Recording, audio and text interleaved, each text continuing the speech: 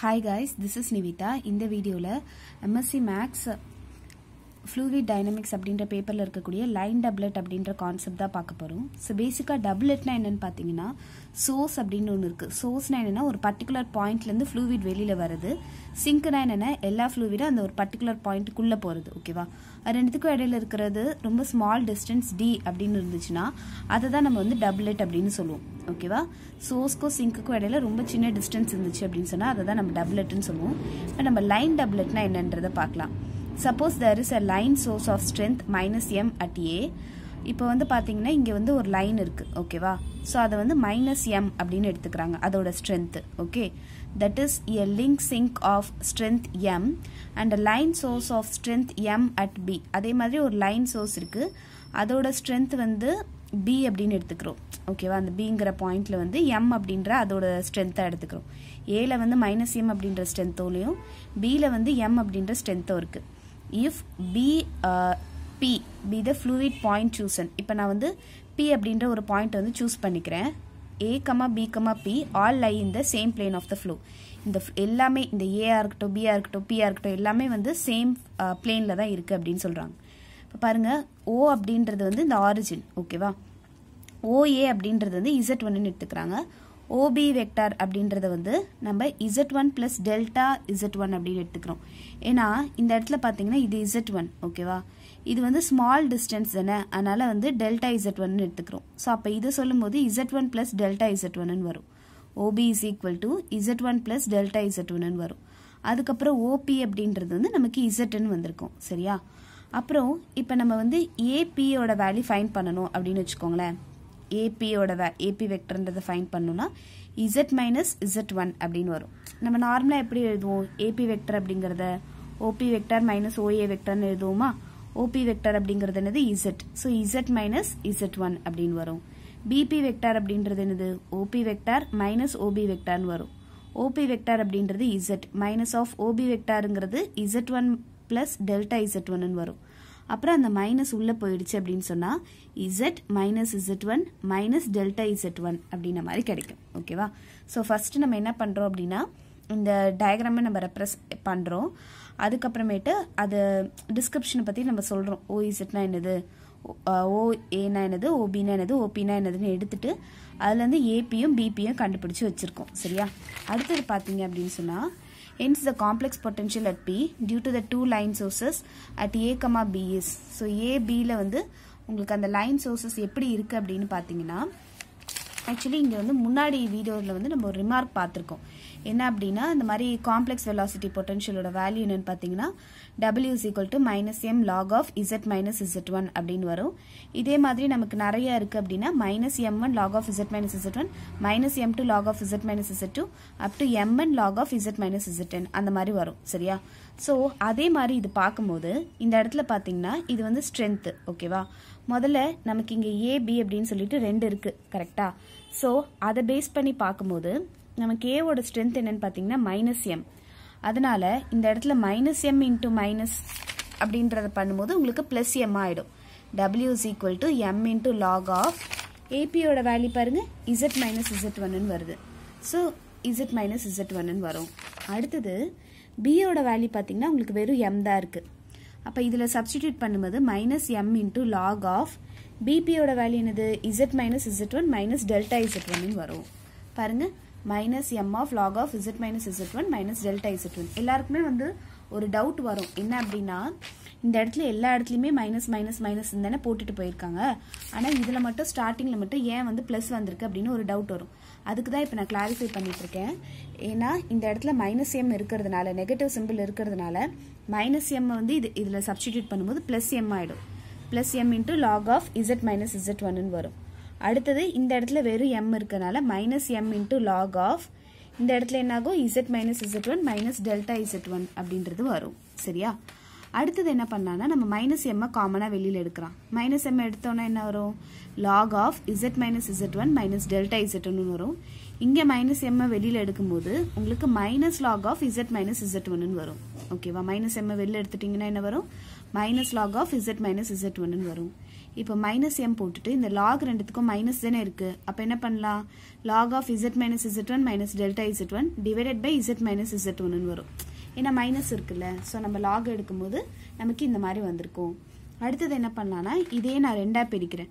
இது எப்படி பிரிக்கலாம், Z minus Z one divided by Z minus Z one minus delta Z one divided by Z minus Z ஒன்னு வரும். சரியா, இது ரெண்டு கேன்சல் ஆயிடுச்சுன்னா 1 minus delta Z one divided by Z minus Z ஒன்னு வந்திருக்கும். சரியா, minus M into log of cancel பண்ணீங்கன்னா 1 minus delta Z one divided by Z minus Z ஒன்னு வந்திருக்கு. இது எந்த ஃபார்மேட்ல இருக்கு, லாக் ஆஃப் 1 மைனஸ் எக்ஸ் ஃபார்மேட்ல இருக்கா. லாக் ஆஃப் 1 மைனஸ் எக்ஸோட ஃபார்மேட் என்ன பார்த்தீங்கன்னா minus X minus 1/2 into X square minus 1/3 into X கியூப்னு இருக்கு. இப்போ மைனஸ் எக்ஸ்ன்னு சொல்லும்போது உங்களுக்கு என்ன ஆகும்னா இதுதான் எக்ஸ். ஓகேவா, இதுதான் என்னது உங்களுக்கு எக்ஸ். மைனஸ் எக்ஸ்னா minus delta Z one divided by Z minus Z ஒன்னு வரும். அடுத்தது மைனஸ் 1/2 இன்டூ எக்ஸ் ஸ்கொயர்னு சொல்லும்போது delta Z one divided by Z minus Z one the whole ஸ்கொயர்னு வரும். லைக் நம்ம minus X minus 1/2 into X square அந்த மாதிரி எழுதிட்டு போகிறோம். சரியா, ஸோ நெக்ஸ்ட் என்ன ஆகுது அப்படின்னு பார்த்தீங்கன்னா இந்த இடத்துல இந்த மைனஸ் எம் இருக்குல்ல, அதை நம்ம வந்து உள்ளே கொண்டுட்டு வரோம். அப்போ உங்களுக்கு என்ன ஆகுது அப்படின்னா மைனஸ் எம் உள்ளே கொண்டு போகிறோம் plus M into delta Z one divided by Z minus Z ஒன்னா மாறுது. அதுக்கப்புறமேட்டு இதெல்லாமே ஹையர் பவர்ஸ் எல்லாமே நம்ம ஜீரோன்னு வச்சு கேன்சல் ஆயிடுது. ஓகேவா, ஸோ நம்ம உள்ளே கொண்டு வரோம், அதனால தான் இது கிடைக்குது. Assume delta Z one too small so that modulus of delta Z one square into delta Z one cube or all negligible. இங்கே பார்த்தீங்கன்னா உங்களுக்கு டெல்டா இசட் ஒன் ஸ்கொயர்னு வந்திருக்குல்ல, ஏற்கனவே டெல்டா இசட் ஒன்னே ரொம்ப சின்னதான். அப்போ அந்த சின்னதையும் நம்ம ஸ்கொயர் பண்ணால் இன்னும் சின்னதானே கிடைக்கும், அதனால தான் அது எல்லாமே கேன்சல் ஆகிடுது அப்படின்னு சொல்கிறாங்க. அதனால இந்த இடத்துல W இஸ் ஈக்குவல் டு உங்களுக்கு வேல்யூ என்ன கிடைக்குது, M into delta Z one divided by Z minus Z one மட்டும் கிடைக்குது. If AB makes an angle alpha with OX then delta Z1 corresponds to the complex number with modulus of delta Z1 and correspond alpha. இப்போ உங்களுக்கு என்ன சொல்றாங்கன்னா AB வந்து உங்களுக்கு என்ன ஆங்கிளை மேக் பண்ணுது அப்படின்னு சொல்றாங்கன்னா ஆல்ஃபா அப்படின்ற ஒரு ஆங்கிளை மேக் பண்ணுது அப்படின்னு சொல்லியிருக்காங்க. ஓகேவா, if AB makes an angle alpha with OX then delta Z1 corresponds to the complex number with modulus delta Z1 and corresponds alpha. So அப்போ வந்து உங்களுக்கு என்ன ஆகுது அப்படின்னா இந்த டெல்டா Z1 அப்படின்றது உங்களுக்கு எதுக்கெல்லாம் பொறுத்து வருது அப்படின்னா மாடுலஸ் ஆஃப் டெல்டா Z1ஐயும் இந்த ஆல்ஃபாவையும் பொறுத்து வருதான். ஓகேவா, ஸோ அப்போ நம்ம என்ன பண்ணுறோம் அப்படின்னா இந்த டெல்டா Z1ஓட வேல்யூ எப்படி இருக்கும் அப்படின்னா modulus of delta Z1 into e power of i ஆல்ஃபான்னு வரும். புரியுதா, delta Z1 is equal to modulus of delta Z1 into e power i alpha அப்படின்றது வந்திருக்கும். இப்போ இந்த இடத்துல என்ன செய்கிறோம் அப்படின்னு பார்த்தீங்கன்னா அப்போ இந்த இடத்துல நமக்கு டெல்டா Z1 அப்படின்ற வேல்யூ இருக்குல்ல, அப்போ டெல்டா Z1 பதிலாக modulus of delta Z1 into e power of i ஆல்ஃபான்னு குறிக்கலாம்ல. அப்போ W is equal to M into modulus of delta Z1 into e power i alpha divided by Z minus Z1 அப்படின்ற மாதிரி நமக்கு கிடைக்குது. ஓகேவா, இப்போ as M tends to infinity, M வந்து இன்ஃபினிட்டிக்கு போச்சு அப்படின்னு வச்சுக்கோங்களேன், உங்களுக்கு என்ன ஆகும் delta Z1 tends to 0 அப்படின்னு ஆகும். modulus of delta Z1 tends to 0 in such a manner that M into delta Z1 is a finite constant mu. Then என்ன சொல்றாங்கன்னா இப்போ இந்த ஸ்ட்ரென்த் வந்து ரொம்ப இன்ஃபினிட்டி அளவுக்கு போயிடுச்சுன்னு வச்சுக்கோங்களேன், உங்களுக்கு வந்து அந்த மாடுலஸ் ஆஃப் டெல்டா Z1ங்கிறது என்னது அந்த ஸ்மால் டிஸ்டன்ஸ் தானே, அதோட வேல்யூ டென்ஸ் டு 0வா இருக்கும். அப்படி பார்க்கும்போது இதோட வேல்யூ இன்ஃபினிட்டிக்கு போகும்போது இதோட வேல்யூ 0வா இருக்கும்போது உங்களுக்கு கண்டிப்பாக இதோட total value M into modulus of delta Z1 வந்து ஒரு ஃபைனைட் கான்ஸ்டன்ட்டாக இருக்கும்னு சொல்கிறாங்க. ஓகேவா, ஏன்னா இன்ஃபினிட்டி இன்ட்டு 0 0 தானே வரும், ஸோ அதனால் வந்து அது வந்து ஒரு ஃபைனைட் கான்ஸ்டன்ட்டாக இருக்கும்னு சொல்கிறாங்க. அதை நம்ம என்னென்னு எடுத்துக்கிறோம், மியூன்னு எடுத்துக்கிறோம். ஸோ இதுக்கு பதிலாக W is equal to mu into e power i alpha divided by Z minus Z1 நமக்கு கிடைக்குது. The two line sources which an equal and opposite at A are said to constitute a line doublet of strength mu per unit length. என்ன சொல்றாங்கன்னா நமக்கு வந்து இப்போ ரெண்டு line sources எடுத்திருக்கோம், அது ரெண்டு ஈக்குவல் அண்ட் ஆப்போசிட்டாக இருக்குது, அதோட ஸ்ட்ரென்த் ஒன்று M இன்னொன்று மைனஸ் எம்னு இருக்குல்ல, are set to constitute line doublet form ஆகும், அதோட ஸ்ட்ரென்த் வந்து மியூ அப்படின்னு சொல்கிறாங்க. ஓகேவா, AB gives the direction of the axis of the doublet. இந்த ABன்னு இருக்கு இல்லையா, அதுதான் இந்த டபுளெட்டோட அந்த லைன் டபுளெட்டோட அந்த ஒரு டைரக்ஷன் அப்படின்னு சொல்லியிருக்காங்க. ஒன்றுமே இல்லை, ஃபர்ஸ்ட் நம்ம டயக்ராமில் எடுத்து இதெல்லாமே பண்ணோம், அதுக்கப்புறம் அந்த ரிமார்க்கை யூஸ் பண்ணி நம்ம இதை கண்டுபிடிச்சி நம்ம அதை லைக் சிம்பிளிஃபை பண்ணிகிட்டே வந்தோம். ஆஃப்டர் தட் அதை இந்த மாதிரி கொண்டுட்டு வந்தோம். அதுக்கப்புறம் டெல்டா Z1ஓட value modulus of delta Z1 into e power i ஆல்ஃபான்னு வந்தது. ஸோ அதுக்கப்புறம் அதை சப்ஸ்டிடியூட் பண்ணி நம்ம இன் டேர்ம்ஸ் ஆஃப் மியூவில் எழுதுகிறோம். mu அப்படின்றது வந்து அதோட ஸ்ட்ரென்த்னு சொல்லியிருக்காங்க. So AB gives the direction of the axis of the doublet அப்படின்னு சொல்லியிருக்காங்க. இதில் வந்து ரிமார்க் என்ன சொல்லியிருக்காங்கன்னா if the doublet of strength mu1 mu2 up to mun இருந்துச்சுன்னா situated at z is equal to z1 z2 up to zn இருந்துச்சுன்னா அதே மாதிரி அதோட ஆல்ஃபா 1 ஆல்ஃபா 2 இந்த மாதிரிலாம் ஆங்கிள்ஸ்லாம் இருந்துச்சு அப்படின்னு சொன்னால் அந்த காம்ப்ளெக்ஸ் பொட்டன்ஷியல் டியூ டு டப்லெட்டோட வேல்யூ எப்படி இருக்கும்னா இந்த இடத்துல mu1 வரும் e power i alpha 1 divided by z minus z1 ஓகேவா.